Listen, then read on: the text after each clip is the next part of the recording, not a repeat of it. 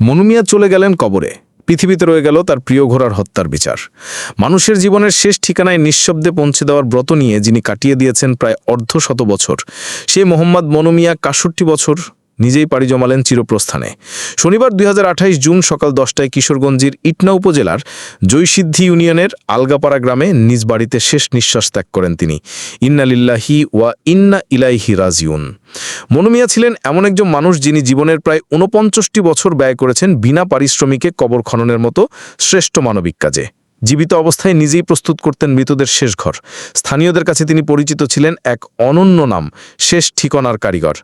Joysiddhi union পরিষদের panel chairman Mohammad Bahauddin ঠাকুর তার মৃত্যুর খবর নিশ্চিত করে বলেন, মনু মিয়া শুধু একজন কবর খননকারী ছিলেন না, তিনি ছিলেন আমাদের সমাজের মানবিক চেতনার জীবন্ত প্রতিচ্ছবি। তার মৃত্যুতে আমরা হারালাম একজন সত্যিকারের দয়ার সাগরকে।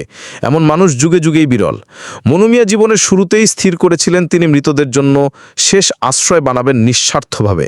৩,০০০-এর বেশি মানুষের কবর খনন করেছেন তিনি। বিনিময়ে কখনো টাকা পয়সা তো দূরের কথা, এক কাপ চাও নেননি। একটি ঘোড়ার পিঠে চড়ে ছুটে যেতেন মৃতের বাড়িতে।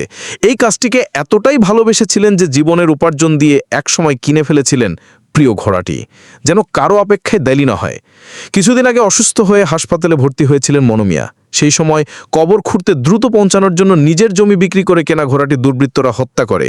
তার বহু বছরের সঙ্গী প্রিয় ঘোড়াটি হত্যার ঘটনায় ভেঙে পড়েন মানসিকভাবে। মনু মিয়া সহ দেশের মানুষ এই ঘোড়া হত্যার বিচার চেয়েছিল তখন। ঢাকার আইনজীবী এবং এলাকার সন্তান অ্যাডভোকেট শেখ মোহাম্মদ রোকন রেজা জানান, আমি হাসপাতালে তাকে দেখতে গিয়েছিলাম। বলেছিলাম, অনেকে আপনাকে নতুন ঘোড়া কিনে দিতে চান। তখন মনু মিয়া কাঁদতে কাঁদতে বলেছিলেন, আমি এই কাজ করি শুধু আল্লাহকে খুশি করার জন্য, মানুষের কাছ থেকে কিছু নিতে চাই না। মনু মিয়ার মৃত্যুতে গ্রাম জুড়ে নেমে এসেছে শোকের ছায়া। সকলে বলছেন তিনি ছিলেন এমন একজন মানুষ যার মতো নিঃস্বার্থ হৃদয়ের সন্ধান এখন দুর্লভ। তিনি এখন না থাকলেও তার কাজ, তার আত্মত্যাগ মানুষের হৃদয়ে চিরজীবী হয়ে থাকবে। গ্রামের ছোট বড় ধনী গরিব সবাই এসেছেন তাকে শেষ বিদায় জানাতে, যেন এবার তিনি নিজেই নিজের জন্য কবরের পাশে দাঁড়িয়েছেন, আর তার চারপাশে দাঁড়িয়ে রয়েছে হাজারো মানুষ যাদের জীবনের শেষ ঠিকানা একদিন নিঃশব্দে সঙ্গী দিয়েছিলেন তিনি। মনু মিয়া নেই, কিন্তু তার রেখে যাওয়া নিঃস্বার্থতার আলো বহু মনুষ্যত্ব সময়ও এক অনন্ত দীপ্তি হয়ে জ্বলবে। পৃথিবীর মানুষের কাছে তার মহতি কাজে ব্যবহৃত ঘোড়া হত্যার বিচার রয়ে গেল। আল্লাহ যেন তাকে জান্নাতুল ফেরদৌস দান করেন, আমিন। ভিডিওটা ভালো লাগলে অবশ্যই লাইক, কমেন্ট ও শেয়ার করবেন। আমি মোহাম্মদ সিরাজুল ইসলাম, ঘুগরাকারী, কয়রাখুল্লা।